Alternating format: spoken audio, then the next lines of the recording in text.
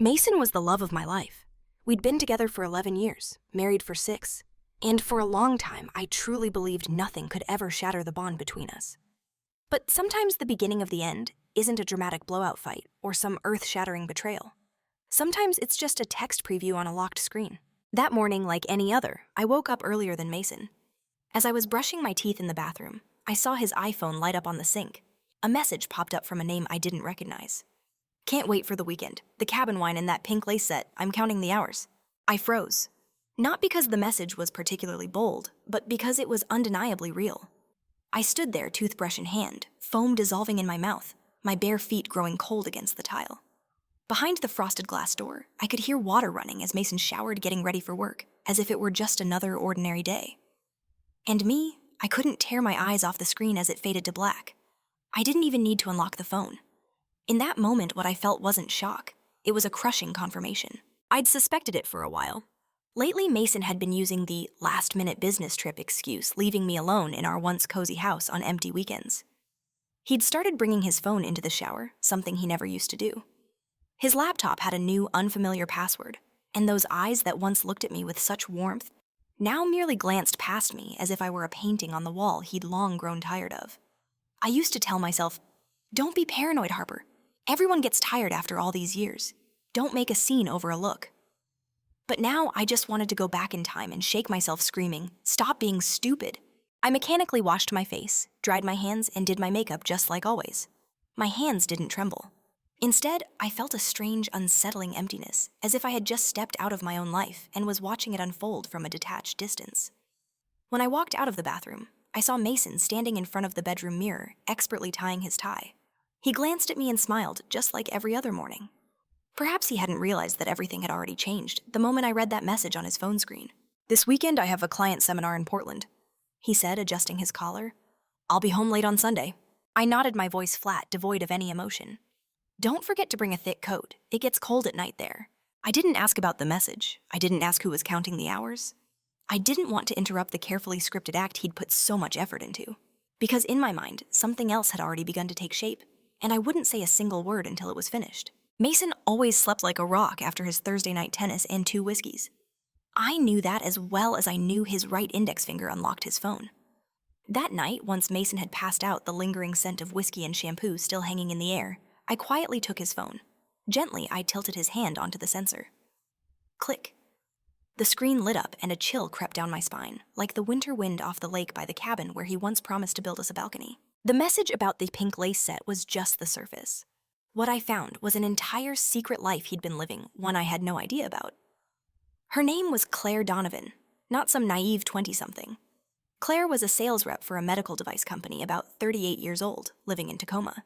She had sharp wit experience, and more importantly, she was married. His name came up in an older message. "Tyler will be in San Jose all week. The cabin's all ours." Tyler Donovan, her husband. I quietly Googled him, typed in his name, and there it was, his LinkedIn profile. Tyler Donovan, 41 years old, a high-end residential architect specializing in sustainable spaces with his own firm in Bellevue. His profile picture showed a tall man, light stubble, and a tired but kind smile. I didn't sleep that night. Each message felt like a blade slicing through old memories every time Mason had claimed he was going to a training in Portland every night. I had sat alone reviewing files with only the hum of the dishwasher in the background. The next morning, I sat in front of my computer, writing and rewriting a message at least 15 times before finally sending it. "Hi, Tyler. This is Harper Lewis. I believe my husband, Mason Lewis, and your wife, Claire Donovan, are having an affair. If you're open to a conversation, I can share evidence. My number is 265-555-7321. My palms were soaked with sweat the moment I hit send. 3 hours later, my phone rang. His voice was deep and strangely calm, but there was a subtle tremor beneath it. "Is this some kind of joke?" "I wish it were," I replied, my throat dry. "I have texts, photos, and their weekend plans at the Chelan Lake cabin." A pause. "What do you want to do?" he asked after a long silence. I gripped the phone tighter, then spoke slowly, deliberately. "Would you want to meet them there with me before they uncork the wine or take off their coats?" Tyler didn't answer right away. Then finally, a long, drawn-out breath. "Okay, let's meet first. I want to see what you know." We agreed to meet Saturday morning at a small cafe in Ellensburg, halfway between Seattle and Chelan. I arrived early, sitting in a corner booth facing the parking lot, and it took just one heartbeat to recognize Tyler when he walked in tall frame light brown coat and a stride that carried the weight of winter behind it. He sat down without small talk. I placed my phone on the table, opened the message thread between Mason and Claire, and handed it to him. With every swipe of the screen, I saw his hand tighten. When he reached the photo Claire had sent her toes on the hardwood floor of the cabin, a floor he instantly recognized as his own design, he leaned back, eyes shut. "I thought it was just work, just distance," he murmured, his voice hoarse. "She never wanted to see a counselor. Now I know why." After nearly an hour of conversation, Tyler said, "I still have a spare key to the cabin. Claire doesn't know I kept it." I nodded. "Mason thinks I'm on a business trip in Spokane this weekend. He has no idea I'm anywhere near here." "Then we'll get there first," he said, looking directly at me, his gaze firm. "But no yelling, no drama. Just let them see us in the truth." I tightened my grip on the coffee mug and nodded. The plan came together from the shattered pieces inside both of us, the betrayed. No shouting, no chasing, just a presence timed perfectly, like a mirror held up to the lies they'd tried so hard to hide. We agreed to meet again Sunday morning at the cabin. They were scheduled to arrive at 6:00 p.m. By 10:00 a.m. Sunday, I was pulling up to the rustic wooden cabin nestled among pine trees along Lake Chelan. The air was cold, but there was no snow. Everything felt clearer in this crisp morning light. The truth, the pain, and the plan we were about to carry out. Tyler was already there. His silver car sat dusted with pollen near the steps. He was inside, holding a mug of hot coffee, eyes fixed on the still water of the lake. When I walked in, he nodded a simple, familiar gesture, as if we weren't strangers bound by betrayal. "Did you sleep?" he asked, his voice low and soft. "I'm not sure.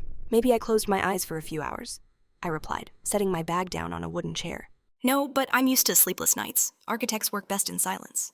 We sat quietly for several minutes. Not awkward, just two people quietly sorting through the wreckage inside. Then I spoke. "The last time I was in this cabin was 3 years ago. Mason and I came here after one of his long business trips. This is where I lost our first baby." Tyler looked over at me, his eyes softened with understanding. "Claire wanted kids too, but after 2 failed attempts, she stopped bringing it up. I thought it was the grief. Turns out she had other distractions." We didn't cry. There was only the steady hum of the electric heater and the soft brush of wind past the trees. "Do you think we're going too far?" I asked, though I already knew the answer. "No, Tyler said, his voice resolute. "If this were revenge, maybe, but this is about bringing them face to face with reality." I nodded. Like an unexpected group therapy session, we started setting up the space not as a trap, but as a staging of truth. I wiped down the long wooden table in the living room, where Claire and Mason often sat planning their so-called work weekends. Tyler brought in a bottle of red wine from his car. Claire's favorite. I set out 4 crystal glasses, the kind Mason always packed, as part of his arrogant, refined taste ritual. We arranged 2 chairs facing away from the front door, so they'd have no choice but to face us as they entered. The lights were adjusted to a warm amber, not too bright to provoke tension, but clear enough to catch every facial expression. "How do you think they'll react?" I asked as we sat down scanning the room like we'd just finished staging a play. Tyler shook his head. "Claire will cry. Mason? I'm not sure. Maybe anger, maybe begging. But I guarantee he's not ready for the fact that both of us know everything." We spent the rest of the afternoon talking about ourselves, not just as the betrayed, but as people stripped down behind the armor that heartbreak had forced us to wear. I told Tyler about all the times Mason skipped family gatherings claiming client emergencies, about the Uber receipts I'd seen that originated from a residential neighborhood 40 minutes away from his office, and how I'd once convinced myself he just stopped at a bar with friends. Tyler shared how he once caught Claire smiling to herself while texting only to snap her phone shut the moment he walked in. "I knew something was off," he said, his voice tinged with regret. "But I chose to trust her until you messaged me." Outside, the sky turned a deepening gray. The clock read 4:12 p.m. "Less than 2 hours," I said, adjusting the last glass. "Are you scared?" Tyler asked, his eyes searching mine. "I'm not afraid of the truth," I replied, my voice steady. "I'm only afraid I might forgive the unforgivable."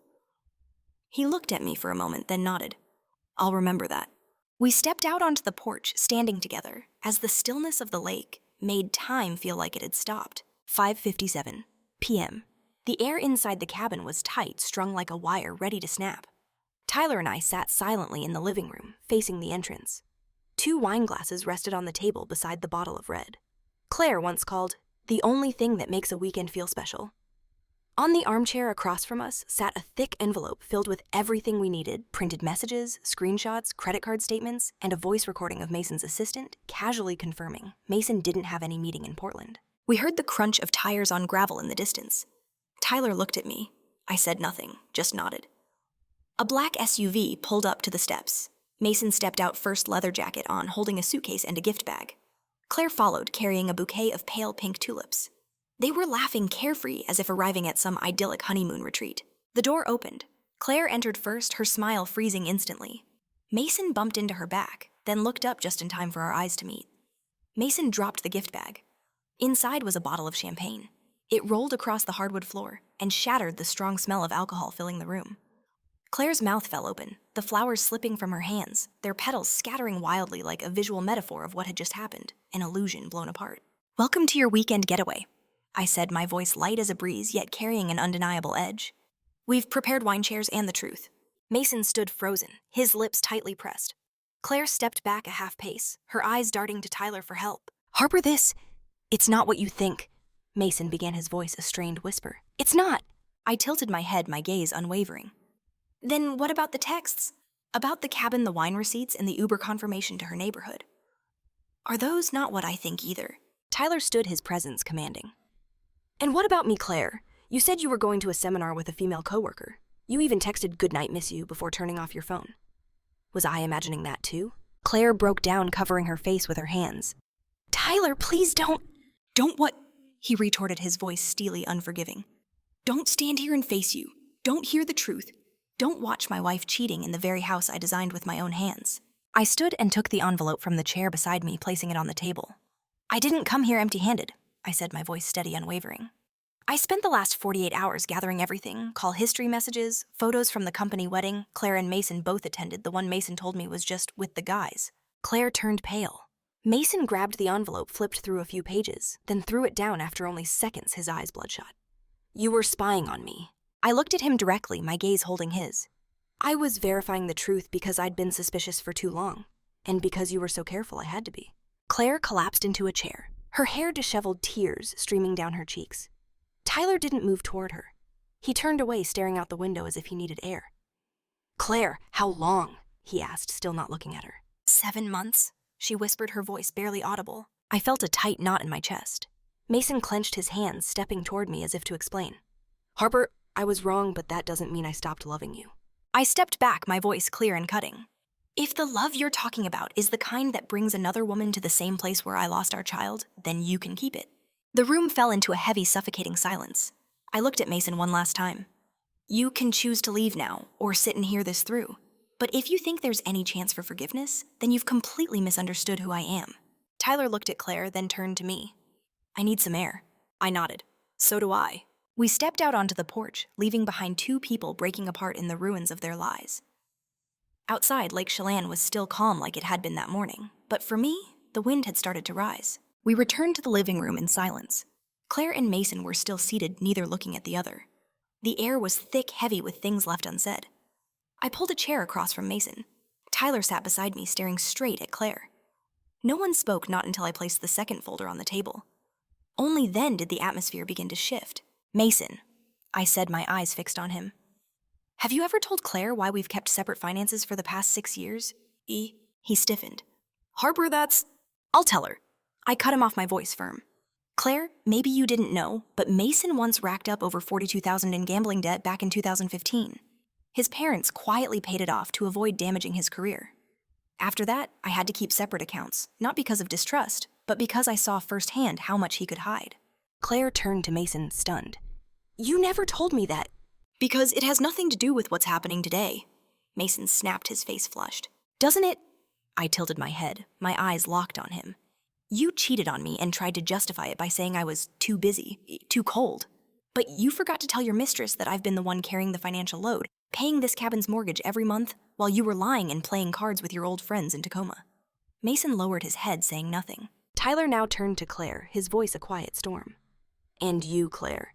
You told me the bank delayed the roof repair loan, but the truth is, you transferred nearly $10,000 to a rehab center in Spokane. The recipient, Jackson Donovan.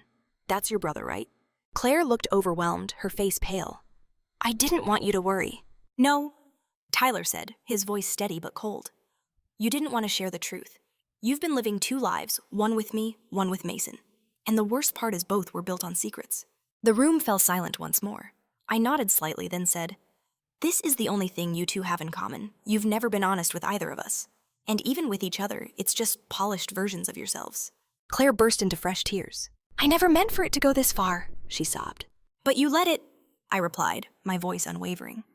I don't know what hurts more, being betrayed, or realizing the person who betrayed you doesn't even have the courage to admit they were wrong. Mason looked at me, his eyes red and swollen. I'm sorry, Harper. Truly sorry. I looked back at him calmly. Sorry doesn't change the truth. And love, if it ever existed, can't save a marriage that's rotted from the roots. Tyler stood up, no longer angry, just utterly exhausted. Claire, he said, his voice laced with profound hurt. Do you know what hurts the most? It's that you never once considered telling me the truth. That you thought I wasn't worthy of being trusted with what you were carrying. Claire said nothing, her face drenched in tears. I stood as well. I didn't come here to get love back. I came here to reclaim the truth. And the truth is, Mason, you don't love me. You love the validation of being admired. Claire, you don't love Tyler. You love the feeling of escaping a life you didn't have the courage to face. I looked at both of them one last time, then said slowly, deliberately, love isn't enough. Trust, respect, and honesty are the foundation of any real relationship. Without those, love is just a beautiful illusion. Just as I finished, Claire suddenly stood, her hand gripping the edge of the chair. Her eyes red, not just with shame, but something else, a mix of fear and confusion. There's something I haven't said, she said, her voice shaking. Tyler turned to her, his brow furrowed again. Claire swallowed hard, her eyes briefly flicking to Mason, then landing on me. I am pregnant. The living room went completely still. The ticking of the wooden wall clock echoed loudly, each second slicing through the air. Mason jumped up, eyes wide. What did you say? Claire nodded, her lips trembling. I know it's not the right time, but I found out just last week. I was going to tell Mason this weekend at the cabin, but... Tyler stood frozen, his voice barely above a whisper. Is the baby mine? Claire turned to him, eyes glistening with tears. Yes, I'm sure. Mason and I always used protection. I went numb for a few seconds. My mind went blank, then quickly flooded with a storm of emotion. No one had prepared for this. No one expected that a confrontation would be overturned by the arrival of an unborn life. Mason stared at Claire wide-eyed. You're saying you're pregnant with his child? Don't call him his, Claire snapped, showing the first hint of composure since she entered. I was wrong to cheat, but at least I never lied to you about how I felt. Tyler turned away, his fists clenched. I looked at Mason. He couldn't speak. His furious expression shifted to something unrecognizable, shock, humiliation, or just complete emptiness. I took a deep breath and stood. Looks like we've all had enough for today, I said, my eyes still locked on Mason. And since everything is out in the open, I won't drag this out. I opened my bag and pulled out a small folder, placing it on the table next to him. This is the divorce petition and all the financial documentation I've prepared. I've transferred our joint assets into a separate account. Legally, everything's been verified by my attorney. I have nothing to hide. Mason still didn't respond. You can review it or refuse to sign it right now, but I'm not changing my decision. Claire sat back down, instinctively holding her stomach. Tyler turned to her, his voice low but controlled. I'll need time to process all of this. But if you're keeping the baby, I'll take responsibility. The child isn't at fault. Claire nodded, choking back tears. I know, and thank you for still being able to say that. I looked at them both, then turned to Mason. I don't know if you still have something to say, but if you do, now's the time. He raised his head, his eyes red and weary. Harper, all of this. It's not worth ending everything over. We had so many good things. You're right, I nodded. We had so many good things. But the fact that you chose to trade it all away for some vague emotional thrill with someone who's not even honest with her own husband means I have to protect the rest of my life. Tyler stood polite but firm. I'll head to the car, Harper. If you need anything after this, call me. I think we still have a few conversations left to finish. I nodded, grateful for his calm presence. Claire stepped toward me, hesitant. I know I have no right to apologize, but I truly never thought it would go this far. I looked directly at her, my eyes no longer angry, just clear. The most dangerous people aren't the obviously bad ones. They're the ones who keep telling themselves they're good even while they're lying. She froze for a moment, then turned away.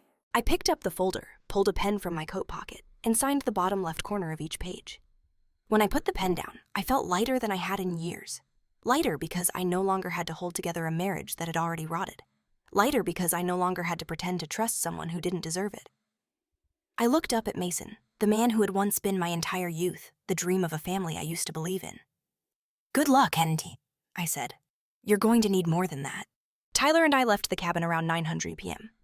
Inside, Mason sat motionless in his chair, and Claire curled in the corner of the room, holding her stomach like the only thing left to cling to was the life she had just admitted was growing inside her. No one saw us out. No one needed to. We walked in silence, the crunch of dried leaves underfoot, reminding us that a chapter had officially closed. Tyler opened the car door for me, then got into the driver's seat. Before starting the engine, he glanced over and asked softly, "Do you want to eat something?" "I know a little place in downtown Chelan that stays open late. Nothing fancy, but their chicken soup's pretty decent." I laughed, a hoarse, unexpected laugh, but a real one. "Yeah, let's eat. I'm starving." We sat side by side in a small diner, the warm yellow light casting a gentle glow over the old wooden table. Neither of us tried to analyze what had just happened. Instead, we talked about quieter things, like how Tyler once considered quitting architecture to go to pastry school, or how I had dreamed of opening a bookstore cafe in Santa Barbara, but let it go after Mason called the idea unrealistic. After dinner, we said goodbye with a light handshake and a silent nod. We didn't become lovers, but that night I knew I had gained something even more grounding, a friend, someone who had walked with me through the darkest night. 6 months later, I stood on the balcony of my small beach house in Port Townsend, holding a cup of hot tea, watching the waves crash against the shore. The divorce had been finalized in less than 2 months, thanks to my meticulous preparation documents evidence and clearly defined assets. Mason didn't fight it, maybe because he knew the longer it dragged out, the more he stood to lose. I received the majority of the assets, including a one-time buyout for the old cabin, which I later sold back to Mason. I didn't need to keep a place filled with ghosts. Mason lost his promotion opportunity at the financial firm. His boss, a strict but fair woman, found out about what happened through an internal company event. No one said anything officially, but gradually he was removed from big projects. From the next executive director, he became the guy overseeing Team B temporarily. "Claire gave birth last week," Tyler texted me. "Baby's here healthy, a girl. Emotions are all over the place, but we're trying." Attached was a photo. A tiny hand wrapped around Claire's finger, and Tyler looking into the camera with a softness I'd never seen before. I don't know if they got back together as a couple, but clearly they're learning how to be honest with themselves and each other, even if late. As for me, I live alone in a new house by the sea. It's not far from Seattle, but peaceful enough that I can hear the wind every morning. I changed jobs, no longer a CFO, but a freelance financial advisor working on my own schedule. No more packed meetings, no more midnight email chains. I've also learned how to unplug, how to rest, how to breathe. Tyler and I still keep in touch, not often, but consistently. Sometimes it's a quick, happy Thanksgiving. Sometimes it's just, saw a little French-style cabin in Oregon, made me think of you, beautiful. And sometimes it's a 15-minute call just to ask, "Are you doing okay? I don't need anything more." We walked through one of the longest nights of our lives together, and even though neither of us says it, I know we're friends. A kind of friendship that needs no labels, just a look to understand each other. That evening, I sat on the front porch holding my favorite book with a small music player beside me, softly playing a Debussy symphony. I didn't think about Mason anymore. No more pain, no more regret. Only a quiet peace like the autumn sea. I had survived what once felt impossible, and most importantly, I had found myself again. One early morning in March, just as the sun rose over the distant pine trees, I woke up earlier than usual. Not because of an alarm clock, not for a meeting or a packed schedule, simply because I wanted to enjoy the early moments of the day that I had missed for years. The light streamed through the glass windows, spilling across the living room of my small home on the bay in Port Townsend. The space was bathed in a soft golden hue reflecting off the teacup in my hand, making everything feel strangely clear. I sat down in my familiar armchair, draped a light knit blanket over my legs, and gazed out at the sea gently lapping in the distance. My heart no longer felt heavy, and most importantly, I no longer felt like the woman left behind. I had divorced and started a new life. Mason had once been a significant part of my world, but he wasn't the destination. He came into my life to teach me an expensive lesson, to wake me up and help me realize that trust should never be given to someone who doesn't know how to protect it. Love doesn't last when honesty is missing, and blind sacrifice only makes us forget our own worth. For years, I tried to be a good wife, successful at work, gentle in conversations, forgiving of flaws. But what did I get in return? A marriage filled with betrayal, a husband who no longer looked at me like a partner, but like someone planning his escape without being caught. Did it hurt? Of course. But the pain no longer drowned me. It had brought me back to shore. I had found myself more than ever before. I was no longer the woman sitting alone in the car, silently crying, after realizing her husband changed his password. No longer blaming herself, thinking, maybe I wasn't soft enough. when he avoided holding her at night, no longer clutching a coffee mug each morning, just to hear his words while feeling completely numb inside. I am steady now, clear, alert, and strong enough to walk away from anyone who no longer deserves a place in my life. I remember the last time I saw Mason. It was at a financial charity event in Seattle. He stood across the room with a glass of wine, watching me from a distance. He looked different, thinner, quieter. As I walked past him, he softly called, "Harper." I turned. "Hello?" "You look well," he said, hesitating. "I am well," I nodded. "I just wanted to say I'm sorry." I smiled gently. "I know, but you don't have to say it because that's the past, and I've chosen to live in the present." He nodded and stepped back. For the first time, I saw him as small. Every morning in my new home, I open all the windows to let the sunlight in. I keep pots of lavender along the porch and grow herbs just outside the kitchen. I started picking up what I once abandoned, an unfinished manuscript, a few pages of journaling, a letter to my 25-year-old self, naive but full of dreams. I began offering financial counseling for divorced women, not as a cold expert spouting numbers, but as someone who has lived it, who understands the fear and loss that come with starting over.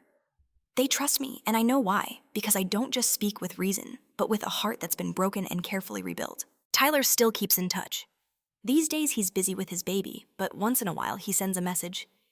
"Nora rolled over today. Her smile looks just like Claire's." I'm happy for them, not because they erased the pain, but because they learned how to face it and heal together. As for me, I'm not looking for new love.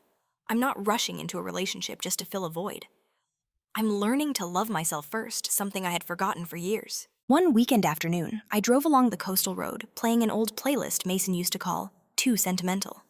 The music filled the car, Dog Days Are Over by Florence plus the Machine. I smiled as the wind swept through my hair, not because the past had disappeared, but because I'd gone far enough from it to look back without hurting. I used to think losing someone you love was the end, but it's not. It's just the end of something that no longer served you, so you can begin something better. And if someone were to ask me now, "Harper, do you regret anything?" I would answer without hesitation, I don't. Because some people come into our lives not to stay, but to teach us how to leave at the right time. My story isn't a tragedy. It's a journey of rebirth. From a betrayed wife, I've learned to stand back up, to heal, and to love myself again. I no longer resent the past, nor seek revenge. Instead, I choose peace and a life I own. Every morning in my new home is a reminder, sometimes loss clears the way for something better, and I'm grateful I had the courage to walk away when it mattered most. The unspoken truth. A lesson in self-worth. Harper's journey offers a powerful lesson about the profound importance of self-worth and honesty in any relationship, especially with yourself. It's easy to get lost in the narrative of a shared life, to make excuses for subtle shifts, and to prioritize keeping the peace over confronting unsettling truths. Harper's initial reluctance to acknowledge her suspicions, telling herself, "Don't be paranoid," is a common pitfall. Many of us minimize our gut feelings to avoid discomfort. However, the story beautifully illustrates that ignoring red flags doesn't make them disappear. It only allows them to fester and grow. Harper's meticulous preparation and deliberate confrontation, though painful, were acts of radical self-respect.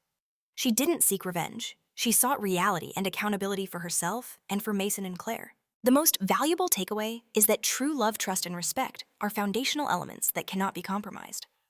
When these pillars crumble, the entire structure of a relationship becomes unstable regardless of how much history or affection remains. Harper's decision to walk away was not an act of defeat, but an act of liberation, a choice to reclaim her life, redefine her happiness, and ultimately find a deeper, more authentic version of herself.